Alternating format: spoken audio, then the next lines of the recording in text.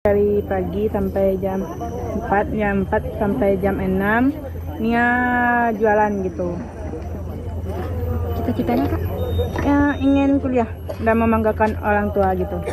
Cita-cita Nia Kurniasari untuk bisa berkuliah kandas gara-gara perbuatan Indra Septiarman.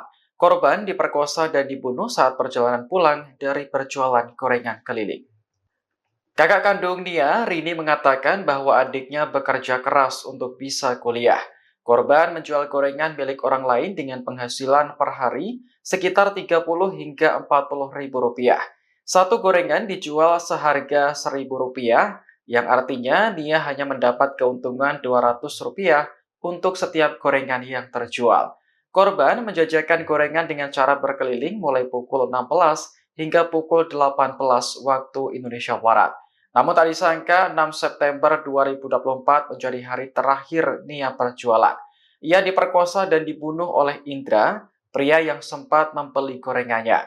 Jasad Nia baru ditemukan 2 hari kemudian dalam kondisi tanpa busana dan terkubur tak jauh dari rumah. Rini menyebut sang adik adalah anak rumahan yang baru keluar jika ada perlu. Selain ingin kuliah, Nia juga bercita-cita membangun rumah yang layak. Rumah yang sedang dalam pembangunan saat ini adalah bantuan dari Bupati Padang Pariaman.